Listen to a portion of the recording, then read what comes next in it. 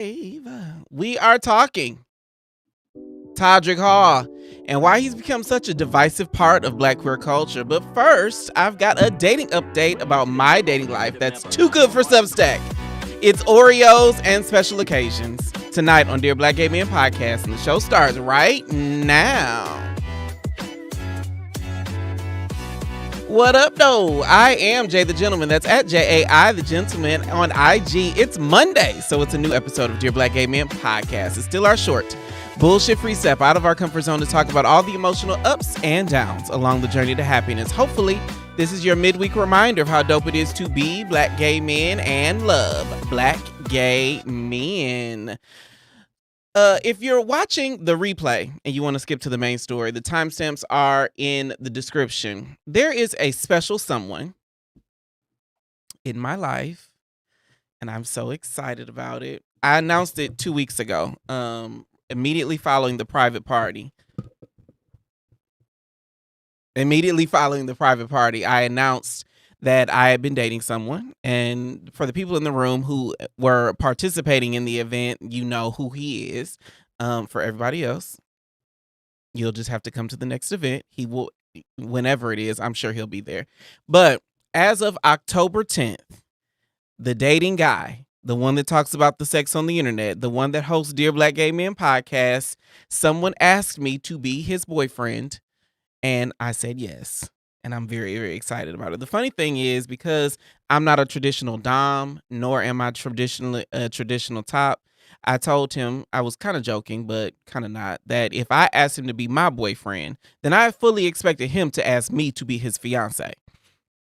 Not at the same time, obviously, but whenever appropriate. I think he beat me to the punch because he didn't want to have to get down on one knee. Although low-key, but not really low-key, I am absolutely plotting how to knock his socks off and make this man my husband one day. But I want to know, am I the drama for saying that? Like, am I the drama? If I ask you to be my boyfriend, or if one of us asks the other to be the boyfriend, I think it's the responsibility of the other one to ask to be the fiance. If one person makes the vulnerable step of trying to get to one level, I think it is important that the other take the responsibility of taking us to the next one. Am I the drama? Is that weird? Is that weird? Panthro said very early in chat, I was waiting on this topic because I love Todrick Hall as an artist, his song on repeat, especially during Pride, but his behind the scenes drama and personal drama, I'd be giving a major side eye. We are going to dive into that. That is the main story tonight. A King says, damn, Todrick taking these anti-black lashings. Is it still? Has he learned his lesson? Has he turned over a new leaf? J926 says, hey everyone. Panthro was the first one in the chat tonight. Rolando DD. But for real, y'all let me know in the chat. Sidebar, I really do enjoy the fact that y'all have like all these, I think I say that probably every week, that y'all got all these connections. But because we are two men, and I'm really curious about this, I think there is a lot of expectation that goes into developing a relationship.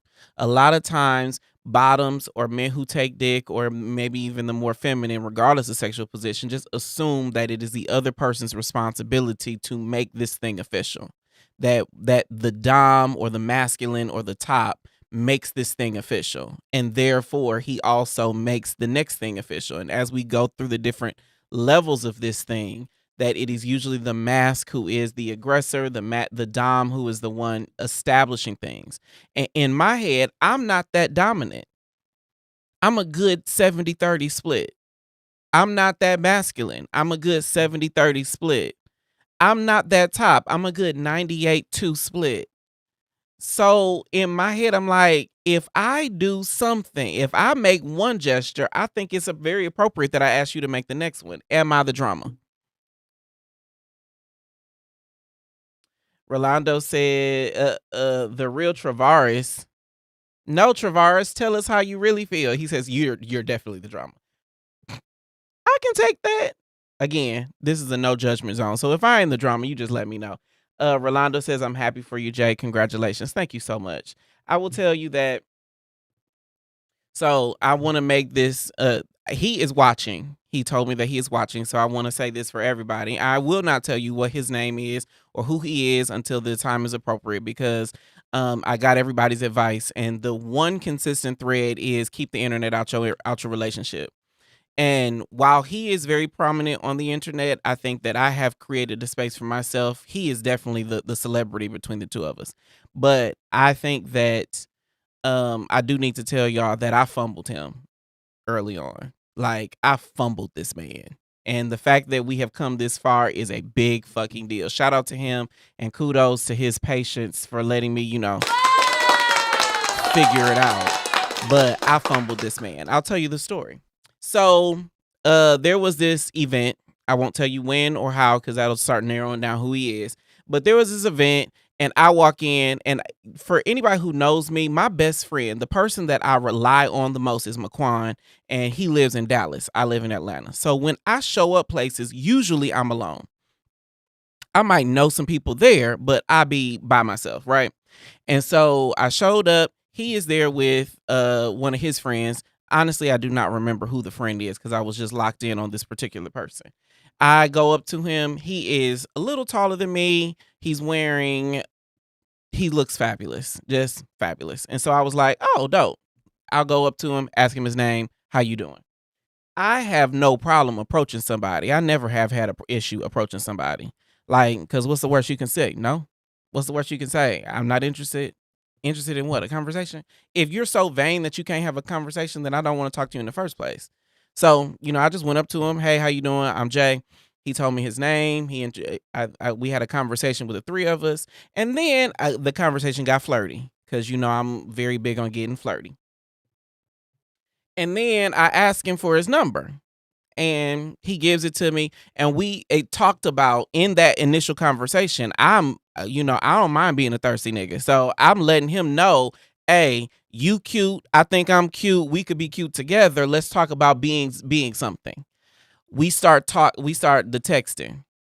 But he hits me with a particular detail about him. It is not bad, but I made it much more of a thing than it needed to be. I will not tell you what it was, because it'll just show how vain I am, and I don't need y'all ripping me a new one in the comments. But he told me a particular detail, and it kind of rubbed me the wrong way. Not like he was fucked up, but like, I don't know if I can do that. Fun fact, I can. I did. I do. I will again. I'm just glad that, he's overlooked the bullshit that I put him through. And so, like, my conversation got very intermingled. My texting got slower, if at all. But he was very consistent.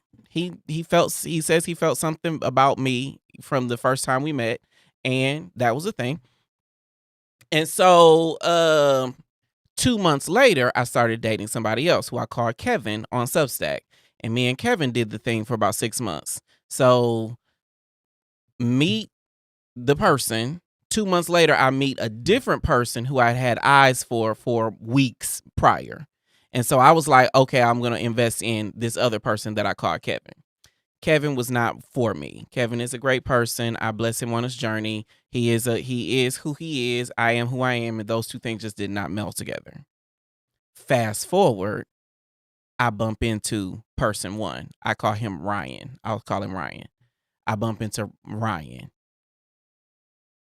I won't tell you where or how I bumped into him, but I bumped into him. And so, of course, like, I'm curating this whole thing, trying to figure out how I can get this man to go out on a date with me, even though I done fumbled him once before and I fucked up the conversation before. And graciously enough, he said yes. And then months later, he asked me to be his man. And I was like, okay, yeah, I would definitely be your man. And here we are. Shout out to Ryan. Shout out to Ryan. So now the question that I have for everybody, though, because again, y'all have told me I am the drama.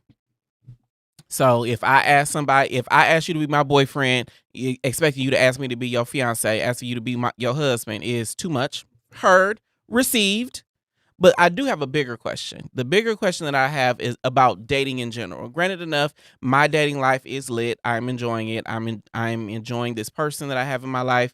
He makes me smile. He makes me blush. And and I want nothing but good things for him as I develop a more of a space in his life. I'm excited for the journey that we are on, and I think that is important that we Black people are able to celebrate those small milestones.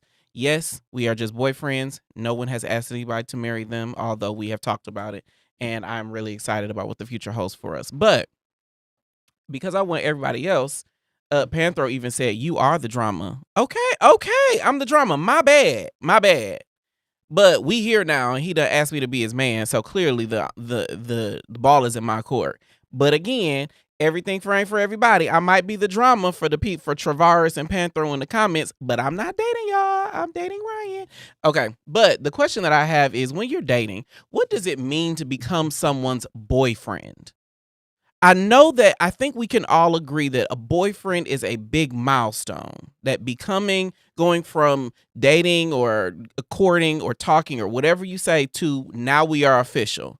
But what are you actually expecting to change when you get that boyfriend title? Let me know that in the comments. Someone asks you to be their boyfriend or you ask them to be yours. What are you expecting to change? What transitions there? Because I know that a lot of us want to be a boyfriend. A lot of us are pursuing boyfriend status, especially now that it's cuffing season and it's getting cold. I wasn't wearing a sweater a month and a half ago. I know that a lot of us are on the journey, but I don't know that we are clear on what this milestone marks. And I think there are some nuances that are person specific, that are couple specific, that are people specific. But what does it mean? But I think there is a kind of a cultural definition we can develop. What does boyfriend mean to you? If you got an opinion on the topic, of course, you can let me know in the comments. But if you bout that life, you can join me right here on the show. Go to livestream.dearblackgayman.com. It will be linked in the comments, and it is in the description. I want to know what y'all think. Excuse me. What does boyfriend mean? Let me know in the comments, and we will be right back. I've been in the gym so I could do two things. It's one, thirst trap on the internet, and look good for my man when I find one. And that's why I'm excited that support for Dear Black Gay Men comes from Twillery. Black men, whether you're in the gym, like me, or blessed with good genetics, like me, carry our weight in a couple key spots that can make suits and slacks hard to fit and uncomfortable to wear without either having to size up or break the bank in tailoring. But Twillery answers the fit problem with their performance fabrics. It's the right fit for the tailored look and just enough stretch for comfort and breathability. I'm wearing right now the solid performance polo that hugs my chest and arms while tapering just enough at the waist to show off the good parts. Twillery carries suiting, polos, button-ups, and everything to impress at the job or knock someone's socks off on a date. And you can shop for the perfect fit right now at Twillery.com, and we've got a special offer for the DBGM family. Take $18 off your first order by using code M300J. That's Twillery.com, and we thank them for supporting our channel. What is stick? Let's stop right there. Okay, welcome back to Dear Black Gay Men Podcast. I am Jay the Gentleman. Couple comments came in that I'm really, really interested in. J926 says, boyfriend is when y'all are both locked in, y'all are both committed. Then, or Rolando said before that, for me, not a damn thing. I'm everyone's boyfriend. But you are also somebody something. Because Rolando confided in this. I don't know if it's confided because I hope I'm not putting your business out. But Rolando got a man. Apparently a good one. Sidebar, y'all see my hair? Got my hair did. I was watching back. I'll tell y'all this. I was watching back the show. And sometimes I'll be looking kind of dusty.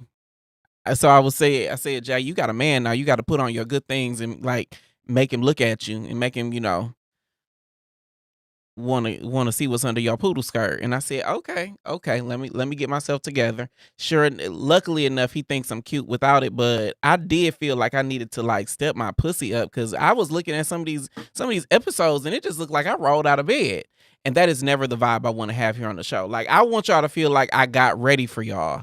And so that's why, no matter what, I put on cologne, I make sure I take a shower. That sounds like very basic, but I make sure I take a shower. I am wearing shoes. I put on a full outfit, even though y'all can't see the bottom half of my body. I make sure I got a face on. that the light's right, all the things, because this should feel like y'all's first date. If you're new here, this should feel like your first date with Dear Black Gay Men. If you're not new, like Rolando and Panthro and J926, it should feel like we've been dating, like we locked in. But not locked in like watch me brush my teeth locked in and I'm farting in the bed. Locked in like we still in the dating phase and I gotta impress y'all. Cause I really do. I really want y'all to be impressed with the show. Okay. Okay, Jay Benjamin said nothing for me either. The boyfriend title doesn't mean anything for you. Why? Why? If I'm talking to someone, I'm already locked in. Yes. But one thing I will ask is I think the boyfriend title means something because now we're saying we both locked in. Like or am I overthinking it? Because it feels like, yes, I can be locked into you at whatever pace and whatever way I choose to be. You can be locked into me, but aren't we agreeing to something when you put a title on it? Let me know that in the comments. Aren't we agreeing to something when we put a title on it? J926 says, boyfriend is when y'all are both not entertaining anyone else unless there's an agreement made between the both of you. That's fair. Panthro says, nothing much changes, just go with the flow. However, don't leave me on red on text. You answer me, damn it. That's very Nene Leaks of you. And when all you had to say was, and I mean immediately.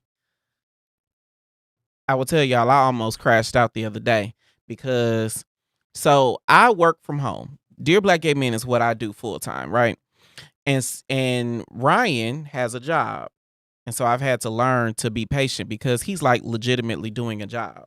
He is working on shit. And so I'll be like, why this nigga ain't texting me back? And then I realized, Jay, you're an adult. You can I got a sneeze that won't come out. Jay, you're an adult. You can be normal. You don't have to crash out on everything. You can be absolutely normal. And so Rolando says, I'm somebody's husband. Rolando, I kind of want to meet you. Cause I feel like you like you flirty. I feel like you flirty. And I kind of appreciate that. I kind of appreciate it, but also I just want to know how deep the flirty goes. Traditionally, boyfriend means rules, a verbal contract to abide by certain agreements like monogamy.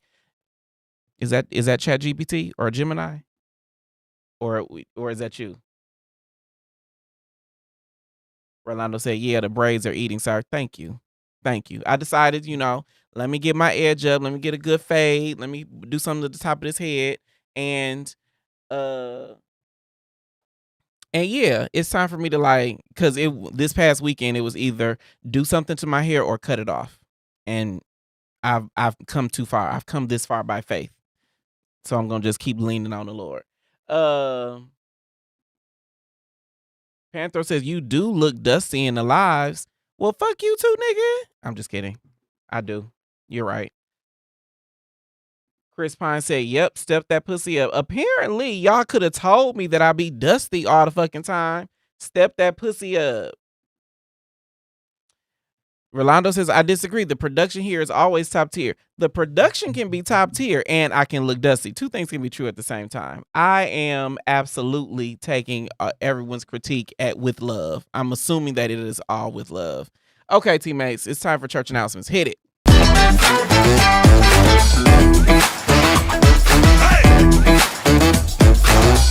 All right, teammates, we got a big week here on Dear Black Gay Men podcast. So big I had to write it down. Y'all like my cars that say Dear Black Gay Men Live? But so I am very proud of what we're doing this week because for everybody who does not know, I hope everyone is aware that November 4th, this not tomorrow, next Tuesday is election day for many precincts across the country. This is for some, they are deciding congressional seats, there's state positions, candidacies open. There are boards and a whole bunch of elected officials are on the ballot this November first Tuesday after the first Monday in November. And I'm very, very excited that there are so many queer candidates on the ballot. We will be talking to two of them here on the show. Dakari Lariat is a candidate for United States Senate in the great state of Alabama. He will be right here on the show, and I will be talking to him about his platform, about what is happening in Alabama, and what his candidacy means for the state and for the country. I'm very excited about that. And then Michael Dixon, who is running for the mayor of East Point here in the Atlanta metro area, he will be on the show on Thursday. And hopefully all of this is going to motivate so many of us to get out to the ballots and make sure our voice is heard. Again, early voting has started in many precincts across the country. Early voting has started here in Atlanta, in DeKalb County, where I am, and in so many other places. I'll be voting tomorrow. But make sure you make a voting plan and make your voice heard. Every single vote counts. Every single vote counts. And it is important for us to ensure that we can protect our democracy. I have never seen our democracy under siege like it has been in recent years. I remember we had so much conversation about me talking to Amir. I can't remember. I can't call his last name, but Amir, who is a conservative leaning, he knew Charlie Kirk and all the things. We had so much conversation about what his political stance meant for Black culture. And so this is our opportunity to counteract that. We cannot let the fox is already in the hen house, but we cannot let moments like this pass without our voices being heard. And queer people have to protect our rights as best as possible. We know that gay marriage will be under attack in the next 3 years. We know that the Affordable Care Act, which I use to get my own health insurance, will be continue to be under attack. All of these things matter to us. There are elected officials that are going to be governing how much Georgians pay for power. All of those things are on the ballot right now. And I'm so excited that Dear Black Gay Men means enough in our culture where candidates feel confident that to stop by and have a conversation with us. Yes, I do chop it up and I talk about the sex and all the things, but we have really serious talks on Dear Black Gay Men. And this coming Wednesday, I will be talking to Dakari Lariat, who is a candidate for U.S. Senate in Alabama, and then Michael Dixon, who is running for the mayor of East Point. And both of them are on the ballot this November. Oh, my bad. I'm all discombobulated. Okay. Do tops need aftercare? That is such an interesting transition. Do tops need aftercare? This came up in my personal dating life with my boyfriend. I'm very excited. And again, I hope he hadn't read this, so I hope I'm not putting his business out. But I'm going to tell y'all a quick story without the gory details. We were engaging, and I felt myself sinking into a very, very vulnerable place. It was good because I was experiencing this vulnerable feeling with my significant other. I trust him. I love him. So all should be well. But when we were finished, I got really emotional. So emotional. I imagine it was the same feeling that comes up for some bottoms when a top is touching very intimate places inside and in their spirit. But here's the part that I think queer culture misses. I think a lot of our culture is set up to understand that bottoming is the vulnerable act and topping isn't. Dominating someone is strong and courageous, and submitting is weak and should be protected. There are a whole lot of problematic parts of everything I just said, but the big issue is what we do when a top submits. Do we have an awareness that vulnerability from tops is even possible? And if we do, are we as a culture taught how to provide a top with sufficient aftercare when he's vulnerable and open like we would for a bottom in the same situation?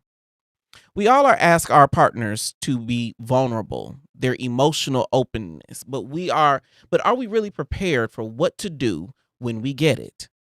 If you want to read about how my partner handled my emotional vulnerability, comment Aftercare and I'll send you the story.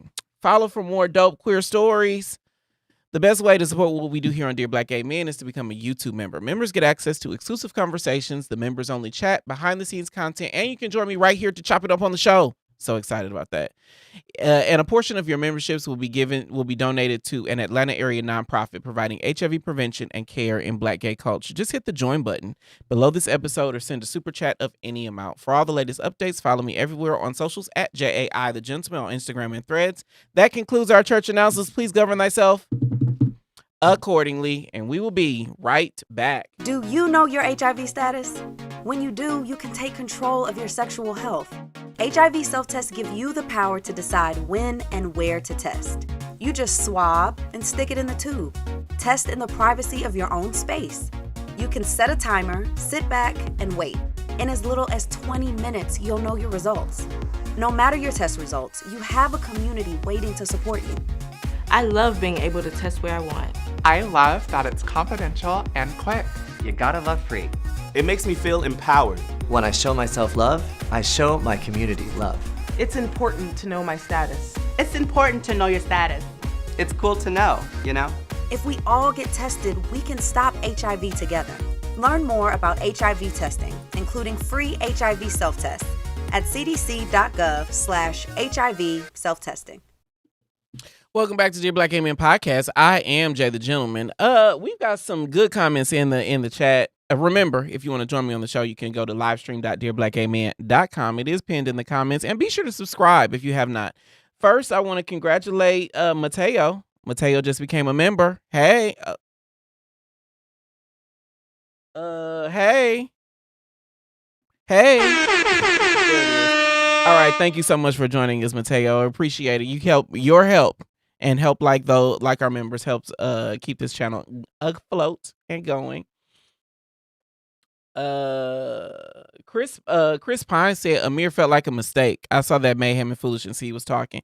Now, one thing I will tell you is the Amir folks, they cut hard for Amir. Like, I have never gotten so much looking back on it, I won't call it hate mail, although it felt very hateful in the moment.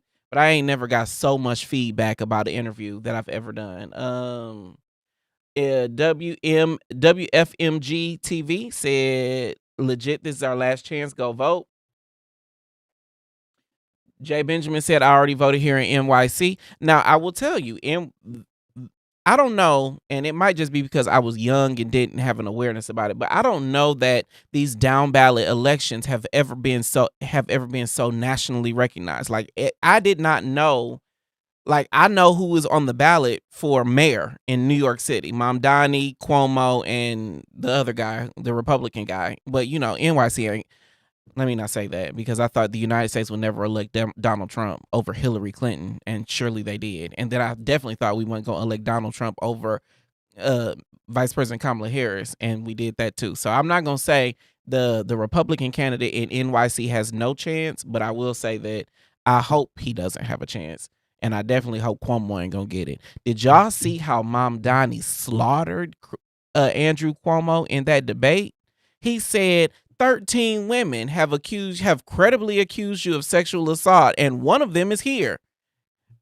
The only thing that would have made that better is if they had like a Bravo TV cut to the audience, like a reaction cam, and like she's sitting in the audience like, yeah, I'm here. Poor woman in the audience, but I definitely hope that she felt somewhat seen. And I don't want to say vindicated, but I hope she felt validated in that moment. Panthro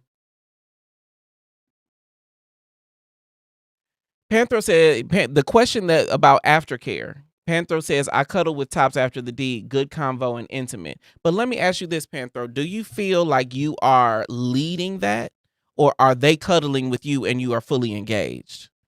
Because I will tell you, it as a person who does not bottom that often, it is one thing for me to provide aftercare and it validates me. It is another thing for the other person to initiate it. Like, if the other person is initiating the cuddling and the touching and whatnot, it is hard.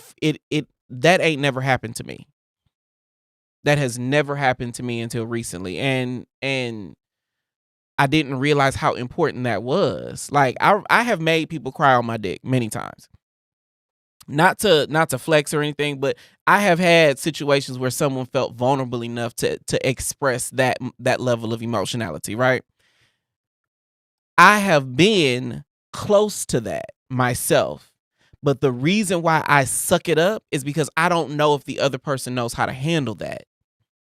I don't know if the other person knows what to do if I get that emotionally expressive. Because I ain't got no problem crying. But my only resistance is I don't want to be just outside emotionally raw and vulnerable. And then the other person is so worried about cleaning up and getting in is come on the sheets. Like I can't be in that situation. So in my head, in my body, I would just much rather keep it in until, you get with somebody you love, and all of a sudden aftercare is so critical because I can't keep these emotions in. Like if you just an entanglement, I can keep this shit in, man. Get to the house or get in the car and, woo side out, meditate or whatever I got to do. But when you my man, I'm like, these feelings coming out somewhere, my friend, and I hope you can handle them when they get here.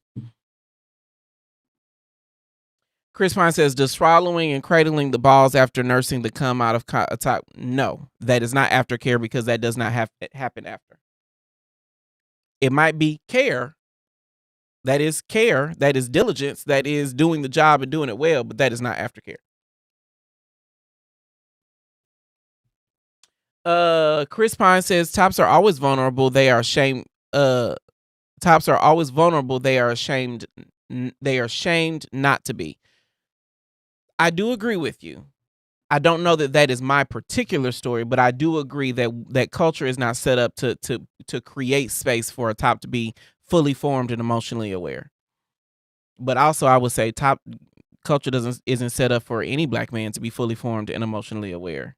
I know many bottoms who feel deeply, but do not feel that there is space enough for them to express that without either being bitchy or too sensitive or get out your feelings or little boys don't do that shit. Like all the things that people told us when we were little. So I don't think that culture is set up for black men to have emotions and be able to express them successfully. But I do think gay culture is a lot more sensitive to the emotions of receptive partners, people who bottom and take dick and have a hint of femininity in them. But if you a top and a dom and you supposed to be the masculine between the two of you, I don't know that any relationship is by default set up to appreciate the emotionality, the emotions of penetrative partners. Benjamin says it is, but I don't think tops are conditioned to be vulnerable in that way or expected to, unfortunately. I also agree with that too. I know I'm a crying ass top. I know that. I am the softest top, and I repeat, I have worked my ass off to become that. But I do think that there are a lot of tops who turn their emotions off at the door. Like topping you means be emotionless. And I also believe that in our culture we have a lot of substance use, and maybe not hard substances, but there's a whole lot of niggas out here smoking weed to forget emotions, to leave them outside the door, to never have to deal with them. That is why when emotions start getting high in our lives, so many of us turn to substances like alcohol and weed, even though I definitely have a drink right now.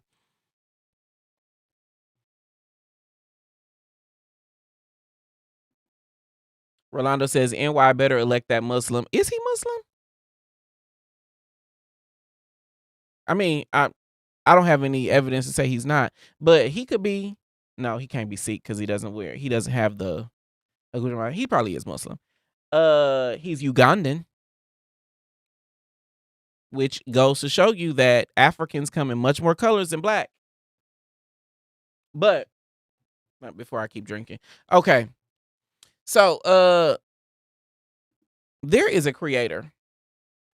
Moving on, I have my issues with Todrick Hall. There was a creator who summed up how artists attempt to grow up and evolve their image. She's using musicians like Miley Cyrus and Ariana Grande to prove her point. Check this out. Most clearly when it comes to things like Disney and Nickelodeon stars. Miley Cyrus, she was Hannah Montana, all-American girl. And what does she do whenever she wanted to shed the Disney image and say, hey, I'm not just a little girl anymore? She releases Can't Be Tamed in Bangers. Ariana Grande, another cute little white girl. What does she do whenever she wants to shed the childhood image? She releases Dangerous Woman in Sweetener. They would do things like hang out with rappers. They would incorporate black music styles into their own music. So that way whenever they'd be sexual, it's like, oh, I'm not just a little white girl anymore. And over time, they would drift away from that because that wasn't who they authentically were. They were just using that as a way to escape the chains of being a white girl.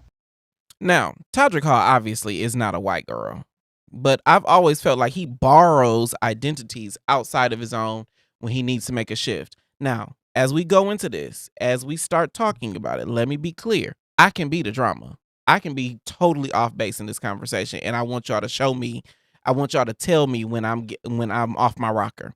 But I definitely believe that he used urban culture to evolve from American Idol and the dude doing the Beyonce dances in Target into something else. And then he borrowed from drag culture, but all of that leaves us wondering who Todrick Hall actually is. Just like we wonder who Ariana Grande is. She ain't Big Sean Ariana Grande no more. She is something else. She's Glenda. Because that might be a lot more central to who she is. But for Todrick, he been doing so much borrowing. I don't know who he is as an artist or a person, personally. Even though I love his music. Catch-22. So, I know that he is definitely our skin folk, but is Todrick Hall our kinfolk? The Black Gay Agenda on YouTube had a conversation about Todrick Hall. Is Todrick Hall anti-black or is he just misunderstood? We're going to be reacting to it tonight and see if we can get some information about this Todrick Hall dilemma. Let's check this out.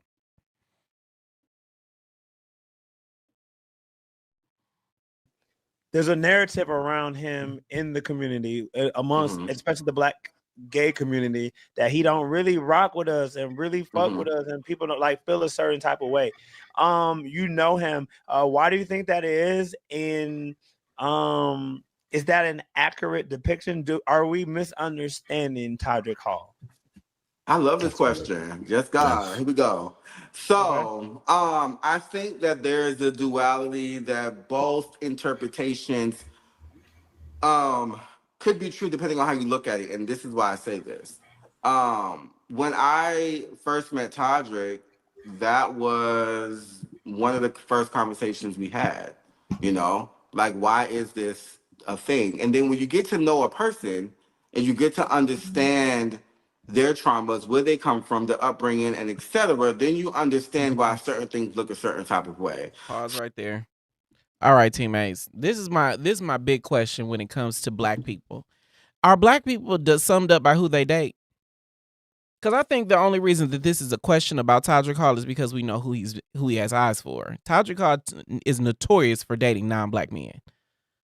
But that can be said of several people. That can be said of Sean T and T25. He was popularized with T25, but the workout coach, the dancer, he got a white man. Karamo has had several white men, even though Karamo was the first ever black man out on Real World back when that was a thing. Todrick Hall got a white man. There are several. Billy Porter, as much as I don't care for that girl, she got a white man, or had a white man. Like, there are several black, queer, prominent people that have non-black partners. And so my question is, are we summed up? Is our blackness really wrapped up in who we are attracted to? Granted enough, my man is black. My man is country and black. He don't cook, but he definitely invited to the cookout.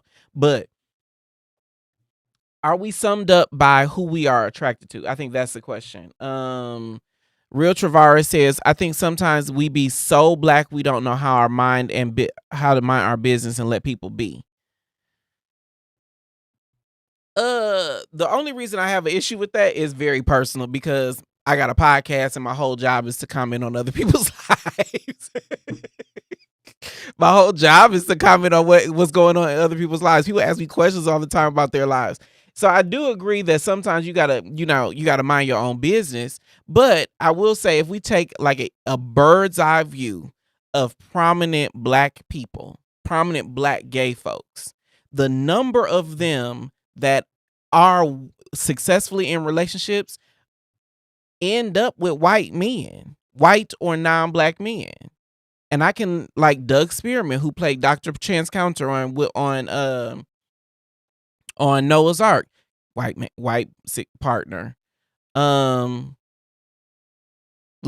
are so many of them that I wonder, what is the norm? What are we saying to ourselves that says that black people get on and then leave your ass for a white man? I think that's the question. Now, also, let me also say this, that a lot of these people live in LA. A lot of these people live in LA, like Shanti, Karamo, Todrick, Doug Spearman. All the people that I've listed live in LA. RuPaul. And so this might be a microcosm of the LA dating pool, as different than black culture. But a lot of you people live in LA. Jay Benjamin said, but all of these black men still benefit from black queer culture. And I think that's my issue.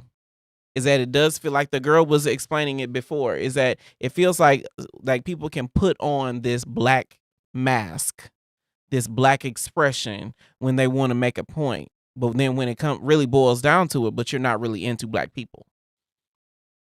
Like, there's a song that Todrick Hall called Thug, and that's what really sparked these anti-black sentiments, because the song, the lyrics in his song are saying, I want a thug. And it's a lot of black bodies that he's using to represent this thug archetype. But deep down inside, we are like, no, you don't. I ain't never seen you with a black man. I ain't never seen you with black gay friends, let alone a black significant other. Talking about you want a thug, nigga. We see through that. We see each other. J926-1 says, yes, your dating pattern definitely says a lot about yourself. I agree, because now, granted enough, I am biased because I have a podcast called Dear Black Gay Men, and the tagline is reminding black gay men how dope it is to be black gay men and love black gay men.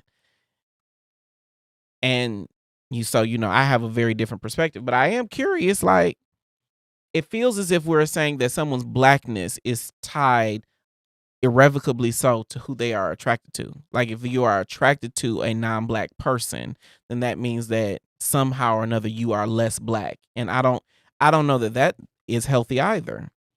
Give you a story. I had a close friend. He and I, when I came out like at 21, he was one of the first people that took me out to the club and like showed me the ropes.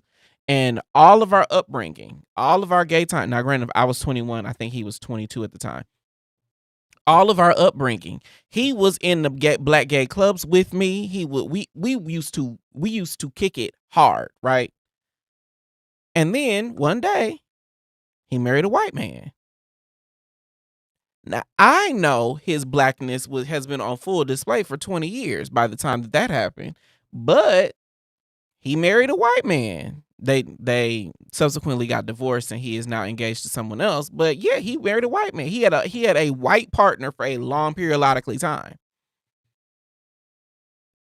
Now, as a person who knows him, I know his blackness was not effective. If anything, he was blacker with that white man. But somebody who is far off and does not know the difference, or does not know his track record with men, might say that there is an issue here.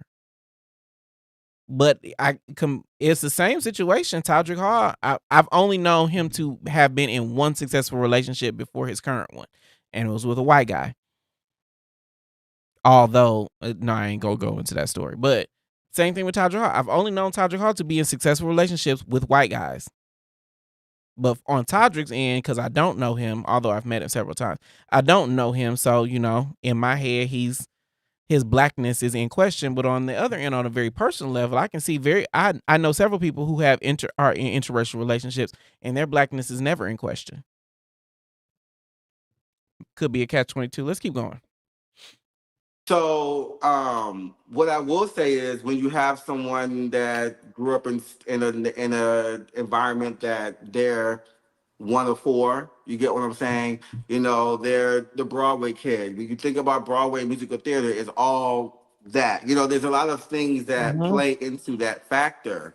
But on the flip side, I always ask people, when you have these ideologies of Todrick, have you actually watched his material? Have you actually sat down and really like did your own research? Because someone who doesn't like Black people or doesn't care for like African Americans, I don't see Jennifer Lewis doing many projects with them. I don't see Brandy doing many projects with them. I don't see Shaka Khan doing many projects with them. I don't like. There's so many influential Black like artists and people that come and do stuff with. I say us because I was on his team for a very long time. Come and do stuff with us with a call. Like there's been times where I've been sitting in the living room and Tamar just walks in. Jennifer. Let's pause right there. Okay. Now here's a gotcha. I don't know that we can use Brandy, Jennifer Lewis, Shaka Khan as examples of the point that he is making, because Jennifer Lewis was on Blackish, Jennifer Lewis is Jackie's Back, Jennifer Lewis is in Dirty Laundry, Jennifer Lewis is super duper black, blackity black, good black, fluorescent beige black, dark skin, light skin. Like Brandy is Moesha, Brandy is Full Moon, Brandy is Tyler Perry, Studios, Brandy is all the things. Like I don't know that we can lump Todrick Hall in the group with any of the names that his name is Jeremy with what Jeremy is saying. But what I will say is that it's something about celebrity that is adjacent to whiteness. And then somebody said, hold on, y'all.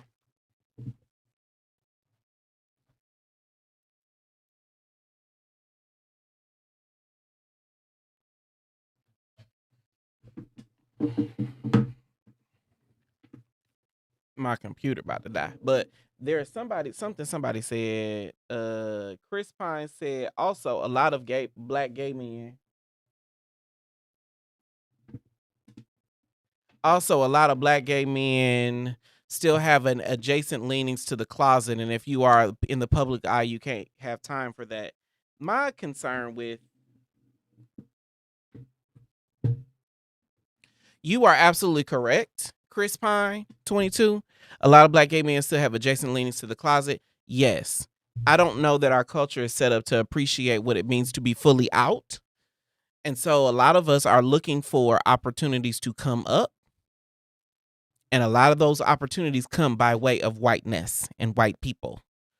And I do believe that for people like Todrick Hall, for people like Karamo Brown, for people like the Shanties, there is some capacity that you gain when you are a palatable black dude because you got a white man on your arm. You're not seeing Cornel West and Whoopi Goldberg having the same climb through the ranks that Todrick Hall did, because Whoopi Goldberg is blackity black. Let me not say that, because I think Whoopi Goldberg's baby daddy was white. Let me not put my foot in my mouth. But yes, I do think that it's unfortunate how we still perceive color in this culture. Not color like colorism, color like race. Rolando says, I'm all about the swirl. POC have beautiful babies together. Got to be very careful with white gay men, though. I'm hard pressed to trust them. Now, I will say this. Quick story about that. So G Smalls has been on this show. He wrote a book called Black Enough, Man Enough. And G Smalls, for those who don't know, is light skinned. He has freckles, and he's a gorgeous man. He's got a beautiful smile. And his husband is my color. And so when we took a picture after the time that the two of them were on the show, his husband and I, the chocolate dudes, were making one gesture. He was making another. And I sent him a joke. I jokingly said, the chocolate niggas are doing bald headed hoe shit while you are acting like a light skinned nigga. And not realizing it, I was putting my foot in my mouth, because colorism has been a part of his story. The irony that I've read his book, Black Enough, Man Enough, and I'm talking about colorism to him, it was totally a readable position. And so I do think that colorism exists in our culture, especially among people who baby making folk. Like gay folk ain't making no babies, but among baby making folk, there are, people who say light skinned babies are prettier and, POC make all the things. But in my head, me, because my dad is African, my mother is my complexion, I always was raised that black is beautiful. Dark skin, chocolate. I was a little baby that grew up into a black ass man, and I'm just chocolatey. And so while I can see colorism happening, it's just that ain't never been my story. I don't think that light skinned babies are any cuter or not. And here's the irony. Here's the irony of all of this is now my sister-in-law, Sarah, is lighter complexion than all of us, right? She marries my brother. They have babies. First baby, chocolate little girl. Second baby, he's light skinned. And now all of the colorism ideologies about in my head are bubbling up to the surface because I'm like, he is really cute. And I'm having to ask myself, is he really cute because he light skinned with gray eyes, or is he really cute because he's a little black boy? And I have to answer those things for myself so that I don't put all of my fucked up ideologies off on this beautiful little boy. You know what I mean? And I think as a culture, we got to continue with those things because I ain't never thought about the color of my children because I'm not tremendously interested in having kids. And more importantly, even if I did have a kid, it would not be with the person I love. That can't biologically belong to both of us. And so I think gay people have a very unique perspective on what it means to make babies and how colorism comes up and how you're rearing children and all the things.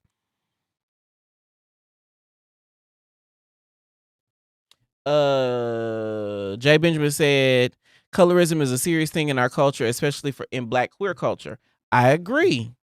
Every time I see, now that G has opened my eyes, every time I see, the post about how light-skinned niggas do, how they go into the sun and look for the light and they squint their eyes and do all the light-skinned nigga shit, I'm like, ooh, we could just be black. All different shades of black, but we could just be black. Okay, let's keep going. So I'm one of his close friends. Jasmine, who's also a black girl, she's one of his close friends. Now, I'm not saying everything he does is correct. I'm not saying everything he does is right. There's a lot of things that, a lot of our friends we don't agree with. But I can't stand by the whole narrative of, he's a coon and he doesn't really support black people and X, Y, and Z. And it's kind of like, okay, then when he tries to, then it's like, oh, well, you only put the black people there because you try to fix the narrative. Mm-hmm. It's just back and forth. I think a lot of times with our community, if I could sum it up, when things are not packaged the way that we feel it should be packaged out to us, then it's incorrect. And because you have a black man, African-American man in this space that does musical theater, and the music sounds musical theater, and a lot of our people correlate musical theater with whiteness, then you're not making music for us. And that's always been the biggest thing that I fight against. And Todrick have literally had to text me. Okay, so that was a lot. But I do think that Jeremy Copeland, that's his name, Jeremy Copeland. So I think Jeremy has a couple points. The first is, a lot of times people do have a very narrow definition of what black is. Musical theater is not black. Musical theater is very mainstream because it is not exclusively black. But my question for the chat is, if it is not exclusively black, can it still be black? If it is not exclusively black, can it still be black? If black is included, like for instance, Todrick's body of work, black is included in his body of work, but he ain't singing just for black folks. Cause now I'm thinking like Jennifer Lewis's body of work isn't just it is very strongly black. She was in The Temptations. She was in What's Love Got to Do with It. Jennifer Lewis was in what's the Tyler Perry movie she was in? Probably several, but I know she was in. It wasn't. She was there with Angela Bassett. What was that movie called? She was in Tyler Perry films. She was in Blackish. She was in Jackie's Bag. Jennifer Lewis was in Fresh Prince of Bel-Air. She was in A Different World. Jennifer Lewis been blackety black for a long periodically time. So I can't use Jennifer Lewis as the same example. But like stars like Whoopi Goldberg, for instance. Whoopi Goldberg's body of work is not exclusively black. She got an Oscar for a movie that she did opposite Patrick Swayze.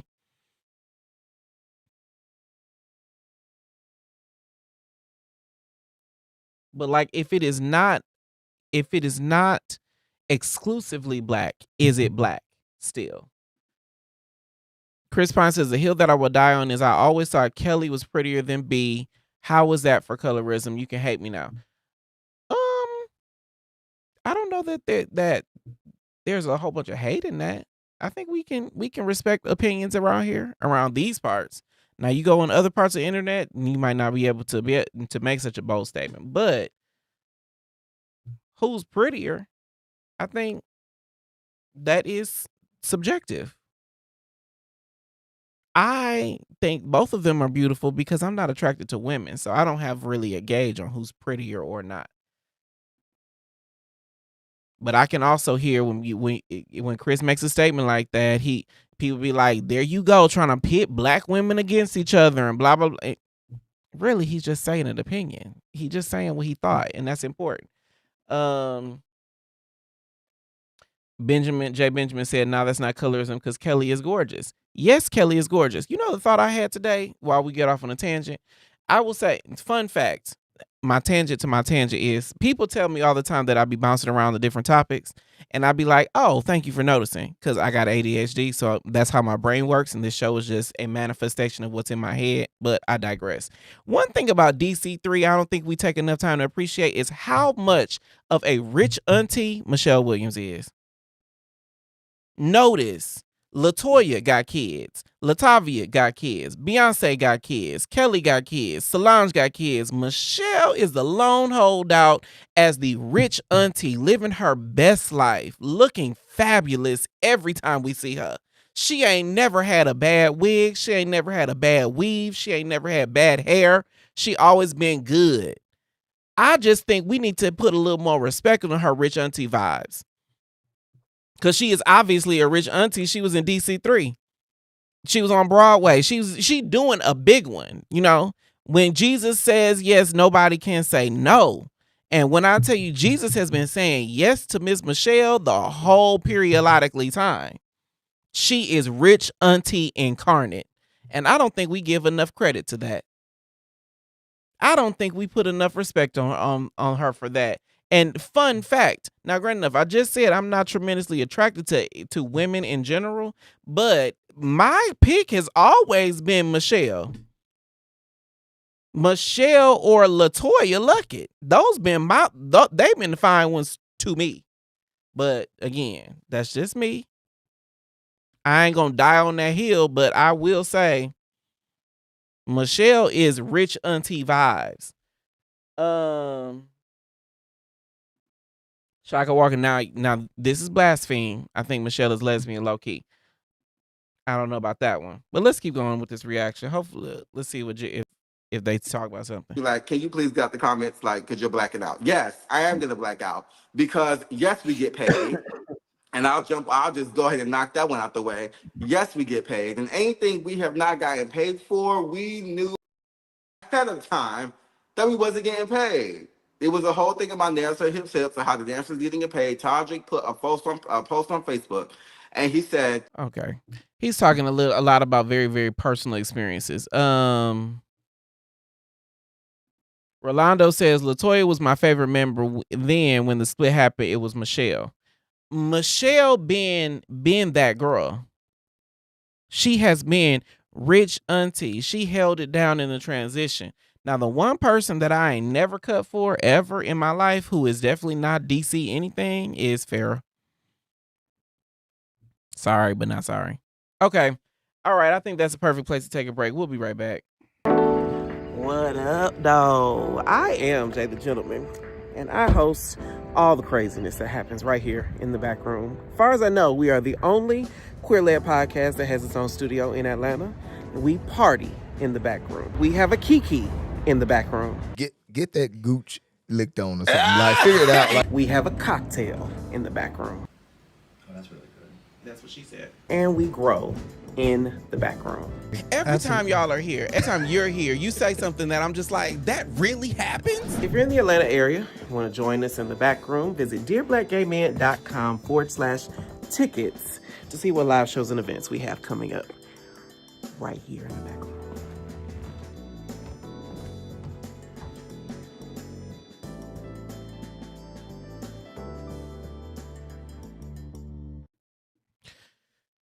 What up, dog? Welcome back to Dear Black Gay Men. Before we head out, let's comment on comments. Hit it.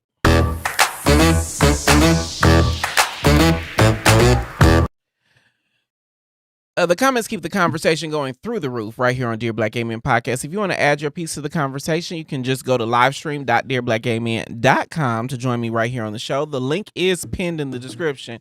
One comment I want to reply to is Rolando said, I don't know, what exactly would that look like, aftercare for a top? Let me tell you this. I'll go back to my story, and I will be as vulnerable as I can be here. So I'm a switch. I'm what you call a switch. I am dom sometimes, sub sometimes. And the ratio for me is like 80-20. Usually 80% of the time I want to be in charge quietly. I'm not the type of dom that needs to instruct every step of things. In fact, I absolutely do not want to instruct every step of things. I don't even need most of the details when I'm showing up somewhere. But I am usually the one in charge. Like, give you an example. My family, I'm the oldest boy. My mother, my sister, my brother, everyone looks to me at the end of a conversation, big stuff, be like, hey, what we gonna do as a family? To speak for, the Makohas. That's my last name. Just like everybody looks to my brother when we over his house to speak for his family. And I just kind of have been adopted that role. Same thing with my friend circles, all the things. McQuan is type A. He knows every detail about everything. But eventually, everybody gonna look to me, be like, hey, what we gonna do? If there's a disagreement, if there is a 50-50 on something, usually people gonna come look to me. But the difference between me being dom and me being sub is like a pin drop. If I'm getting edged the right way, if someone says some of my trigger words, if you pull my hair or certain things, I go from dom to sub just like that in the snap of a finger. And so when I get really subby, when I get really submissive, and even if I'm fucking you, if I get really submissive and you are talking me through this, you are giving me all the energy that I need, then yes, at the end of it, I am emotionally raw. I am wide open for you. If I bust a nut, then yes, I need to be held. I need to be touched. I need to be comforted. I need to be consoled. I need to be all the things, just like we would expect the top to do for a bottom who has been taking dick.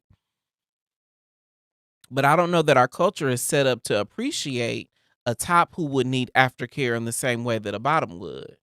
A top who would need to be put back together, because that's what aftercare does. Aftercare puts you back together when you have expended energy, when you've expended your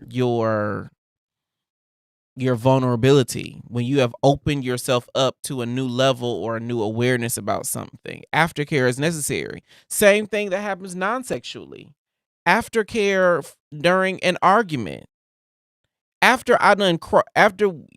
you argue with somebody, it was intense, then yeah, you got to put this thing back together. You got to assure the person that I'm not going anywhere, that I heard you, that I believe what you say, that I'm going to make a stride to do better. A lot of black folk think that you can just say, I'm sorry, and move on, or bust a nut and clean up, or we move so fast between things that sometimes you got to take a beat and figure out where the other person is emotionally. And I don't think that we do a lot of that in our culture. We don't do a lot of checking in emotionally after things got tense.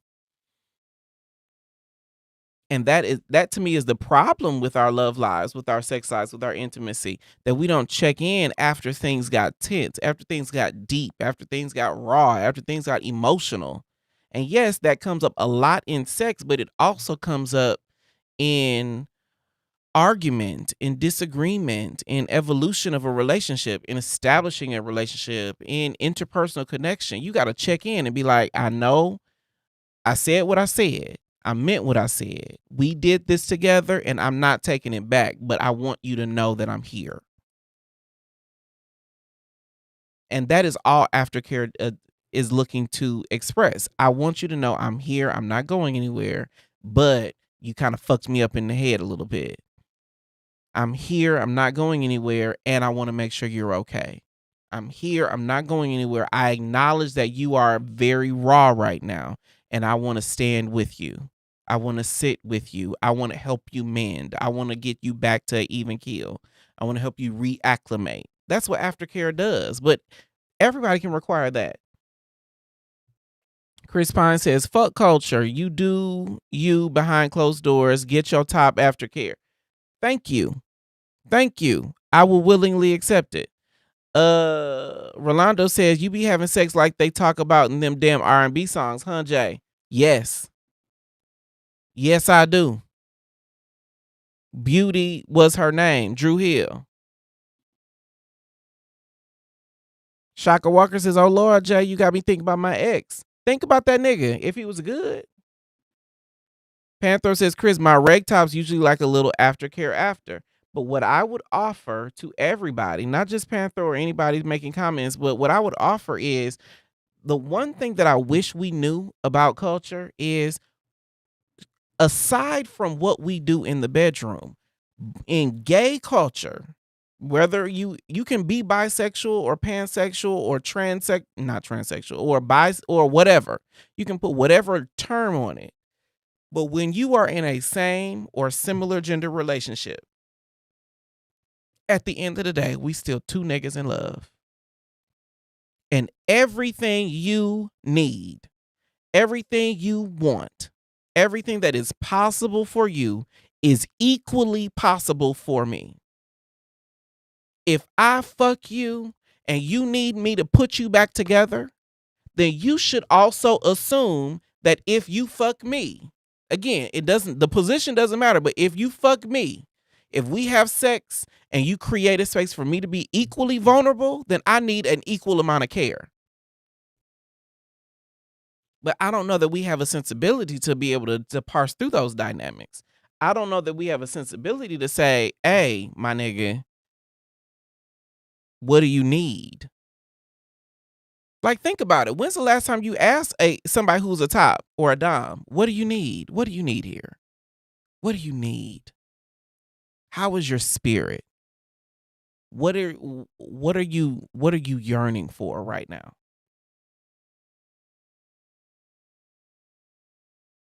What are you yearning for right now? That is what I think we don't have enough of in our culture. Niggas be out here fucking and sucking, doing all the things, forgetting that these are people. These are actual people on the other end of the thing that you need to do. And every time that you bottom, you person who takes dick, needed something after sex, the same is required of you. And this is not a rebuke of people who take dick. This is really trying to call our culture in and let us know that tops are men, bottoms are men. And anytime any of us needs to be held, that means our brother, our kinsman, our partners, our people also may need to be held sometime. And the strongest relationships figure out what that dynamic is. They figure out what those triggers are, figure out what the signs are, and then they allow themselves to activate for the other person.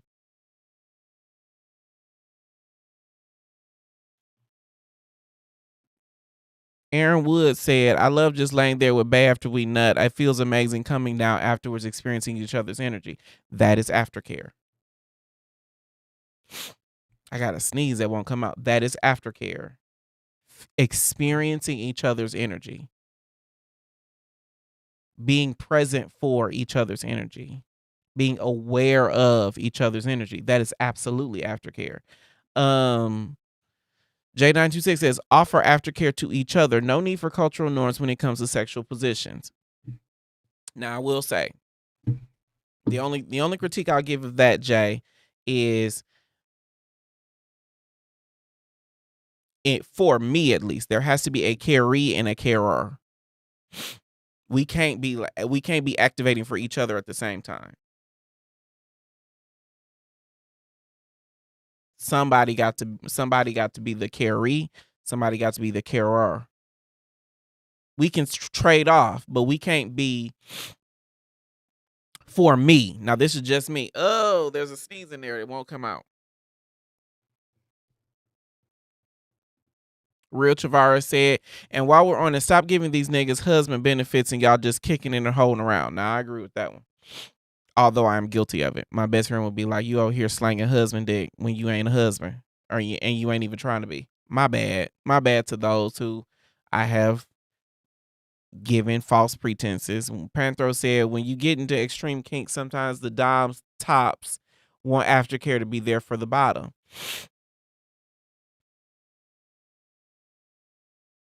I don't think that has to be extreme. I think that's normal kink stuff.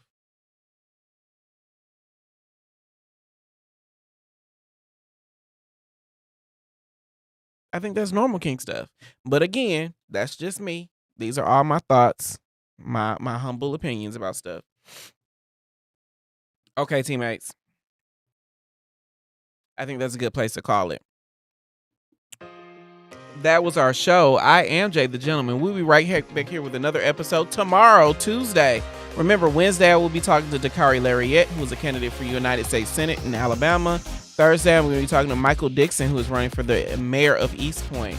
If you want more exclusive content, join us on Substack at dearblackgaymen.substack.com. The link is in the description. I appreciate you all more than I can ever express.